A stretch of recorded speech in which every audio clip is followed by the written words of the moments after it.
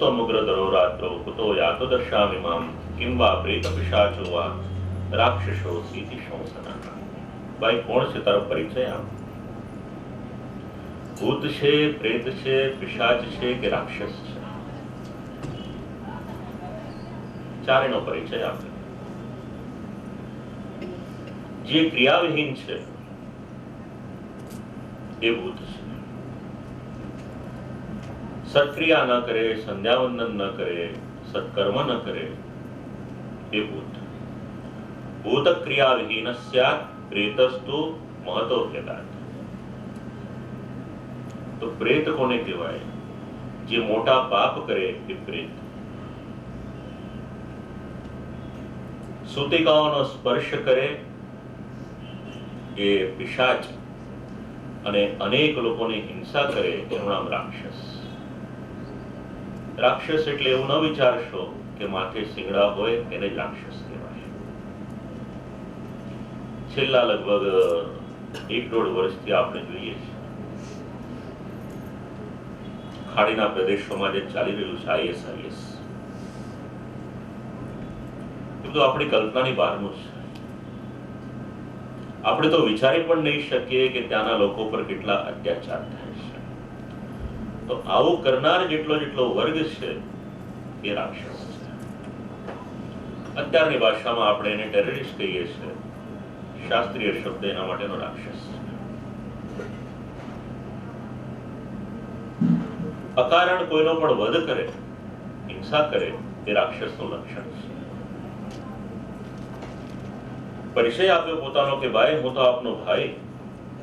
અહમ ભ્રાતા તુદીયોસ્મિ ધુંધુકારિતિ નામતા. પણ ભાઈ તારા માટે તો મેં ગયા શ્રાદ્ધ કર્યું. એક નહીં 100 ગયા શ્રાદ્ધ કરશો તો પણ મારી મુક્તિ નહીં થાય. કૃપા કરો, મારી મુક્તિ થાય એના માટે કંઈક કરો. કહ્યું કે સવારે કંઈક વિચારી રાખીશ. પ્રાતઃ કાલ થયો, બધાને પૂછ્યું, કોઈ જવાબ નહીં આપી શકે. આકાશમાં સૂર્યનારાયણને પૂછ્યું. આજે ભાનુ સપ્તમીનો દિવસ છે, જેનો સંબંધ સૂર્યનારાયણની સાથે છે. અહીંયા આટલી બધી લાઈટ ચાલુ છે. 7 દિવસ થશે એટલે એનું બિલ આપવું પડશે. તો ભગવાને આપણને દિવસની 12 કલાક લાઈટ આપી, તો એનું બિલ આપણે ભરવું પડે કે નહીં? એટલા માટે શાસ્ત્રે એક નિયમ આપ્યો. આપણા વડીલો કરતા હતા, હજી પણ જેને જણાવ્યું હોય એ કરે છે. સવારનો સમય થાય એટલે જલ લઈ અને સૂર્યનારાયણને અંજલિ આપવા. સૂર્યમાં આટલી બધી ગરમી છે. જ્યારે સૂર્યને જલની અંજલિ આપવામાં આવે ત્યારે એ સૂર્યને થોડીક શાંતિ પ્રાપ્ત થાય છે.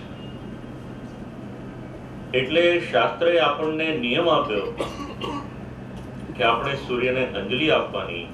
આ લગભગ દરેકના ઘરમાં પેલા પડાતો નિયમ. ધીરે ધીરે બધું લુપ્ત થયું. પેલા આપણે ત્યાં ચૂલા, એટલે સૌથી પહેલી જે રોટલી બને એ અગ્નિમાં અર્પણ કરવામાં આવતી, અને એ શક્ય ન હોય તો ઘીની 5 આહુતિ આપવામાં આવે. હવે ગેસ આવ્યા કે ઇલેક્ટ્રિક આવ્યું, જો ભૂલે છો કે ઘીની 5 આહુતિ આપીએ પછી કંપનીના માણસને બોલાવવા પડે કે ભાઈ આવીને બધું ક્લીનઅપ કર તો આગળનું કામ ચાલે. પણ આ બધાનો કંઈક ને કંઈક સંબંધ છે. આગળ જેમ પ્રસંગ આવશે અને કંઈક સુજાડશે ઠાકોરજી તો સમજાવીશ આ બધું શું છે. ધર્મશાસ્ત્રમાં આજ્ઞા કરવામાં આવેલી કોઈ પણ ક્રિયા એમને નથી. દરેકનું કંઈક ને કંઈક કારણ છે. સૂર્યનારાયણે આજ્ઞા આપી કે સત્કર્મ કરો, એટલે શ્રીમદ ભાગવતજીની કથાનું આયોજન કર્યું. ગોકર્ણની કથા શ્રવણ કરવાને માટે બિરાજ્યા. હવે ધુંધુકારી પ્રેતત્વ પ્રાપ્ત થયું હતું, શરીર હતું નહીં. કથા શ્રવણ કરવાને માટે એક સ્થિરતા જોઈતી હતી. એ સ્થિરતા ક્યાંથી આવે? આખો જ સમાજ એકત્ર થયો હતો, બેસવાની જગ્યા હતી નહીં, એટલે એક વાંસ હતો, એ વાંસમાં પ્રવેશ કર્યો. તાત્પર્ય સમજો.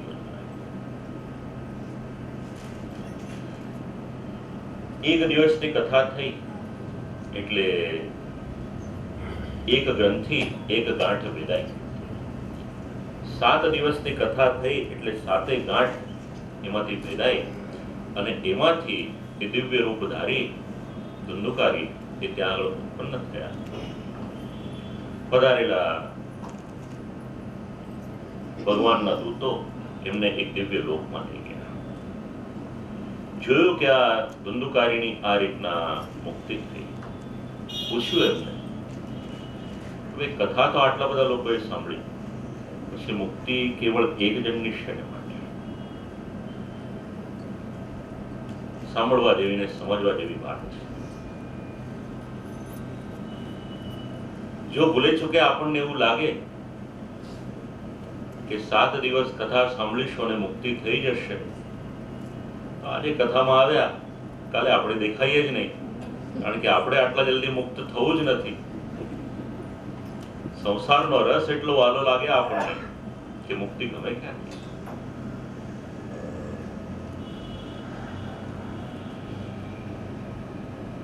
આઠ વસ્તુ સમજાવી. અદૃઢમ ચ હતમ જ્ઞાનમ.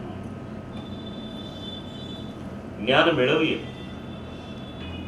પણ એમાં દ્રઢતા નહીં હોય તો એ જ્ઞાન આપણને ફળ નહીં આપી શકે.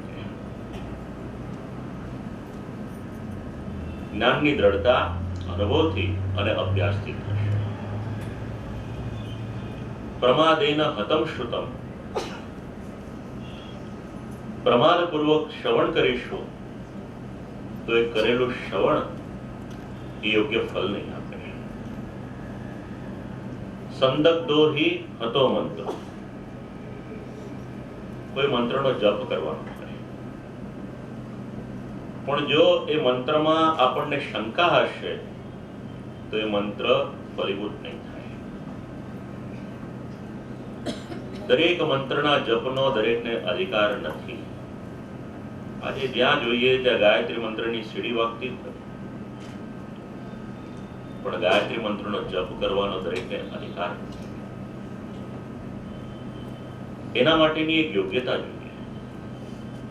ગાડી ચલાવવી હોય તો લાયસન્સ જોઈએ.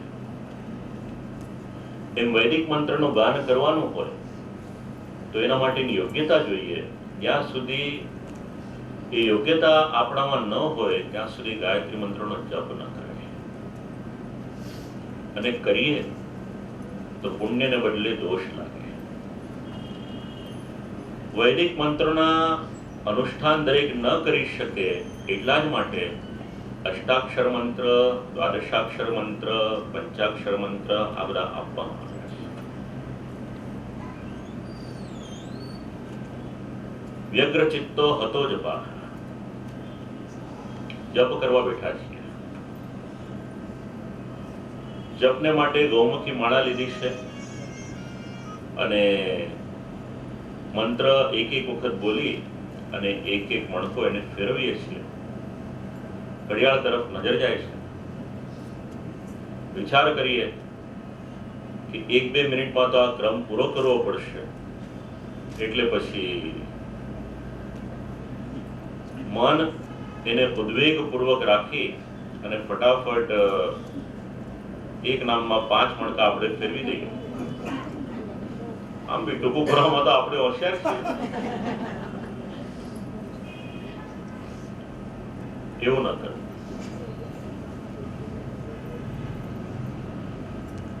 ઓછો જપ થાય તો વાંધો નહીં, પણ ઉલાળ્યો નહીં કરવો ક્યારે બી. વ્યગ્ર ચિત્તો હતો જપા. આ પુરાણનો વાત છે. અવૈષ્ણવો હતો દેશો. જે દેશમાં વૈષ્ણવ ન હોય એ દેશ એ વૈષ્ણવને માટે કામનો નથી. અતમ શાદ્દમ અપાત્રકમ. ઘરમાં શ્રાદ્ધ હોય, સુયોગ્ય બ્રાહ્મણને ભોજન કરાવીએ તો ઉત્તમ. શ્રાદ્ધમાં ભોજન કરે એના માટેના પણ નિયમો છે. એક વખત ભોજન કર્યું હોય તો બીજી વખત કરી ના શકાય. શ્રાદ્ધનો વિધિ ખૂબ જ મહત્વનો છે. ક્ષત્રિય ન મળે અને અપાત્રને આપણે એમાં નિયુક્ત કરીએ તો એનું ફળ નથી. હતમ ક્ષત્રિય દાનમ. બ્રહ્મનિષ્ઠ ન હોય એને આપેલું દાન ન ફળે. અને અનાચાર હતમ કુલમ. જે કુળમાં આચાર વિચાર ન હોય એ કુળનો સમયાંતરે નાશ થાય. 8 વાક્ય નાના છે પણ વિચારવા જેવા છે. જો સમજણમાં આવી જાય તો ઘણા બધા સિદ્ધાંતો એમાંથી આપણને સમજાઈ જાય.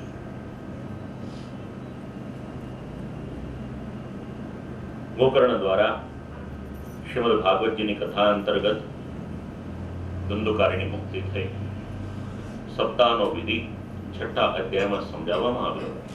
આજે આપણે ત્યાં એક શબ્દ પ્રચલિત થયો, ઇવેન્ટ મેનેજમેન્ટ. શ્રીમદ ભાગવતનો મહાત્મ્યનો વિધિ આપણને ઇવેન્ટ મેનેજમેન્ટ આખી કઈ રીતે કરવાની એ સમજાવે છે. વિચાર આવે કે કથા કરાવી છે એટલે સૌથી પહેલા મુહૂર્ત કરાવવાનું. ગત્વા નત્વા ચ દત્વા ચ. જવાનું, પગે લાગવાનું અને મુહૂર્ત પૂછવાનું. આજે બધું ફોન ઉપર ઈઝી થઈ ગયું એટલે પછી જવાની જરૂર નહીં. એટલે ફોન ઉપર પૂછી લઈએ કે કયા દિવસો સારા છે. પણ મૂળ ક્રમ એવો છે કે કથા કરાવવા માટે આપણે જ્યારે જઈએ ત્યારે મુહૂર્ત પૂછવાનું, દિવસ નક્કી કરવાના. દિવસ નક્કી થાય એટલે આયોજન કરવાનું. હવે આપણે જે પત્રિકાઓ આપી એનો મૂળ મહાત્મ્ય. દેશે દેશે તથા સેયમ વાર્તા પ્રેષ્યા પ્રયત્નતા. વાર્તા એટલે પત્રિકા, નિમંત્રણ.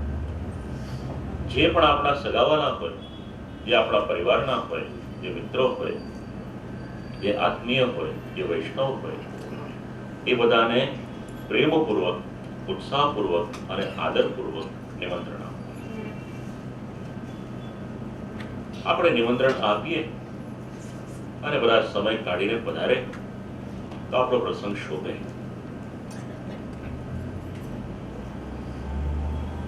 જે લોકો દૂરથી આવતા હોય, શક્ય હોય તેમના માટે નિવાસની વ્યવસ્થા કરવી. એમાં પણ જેમનું મન શ્રીમદ ભાગવતજીની કથા શ્રવણ કરવાને માટે ઉત્સુક હોય એમને તો અવશ્ય નિમંત્રણ આપવું જ. શક્ય હોય તો તીર્થસ્થાનમાં કથા કરવી.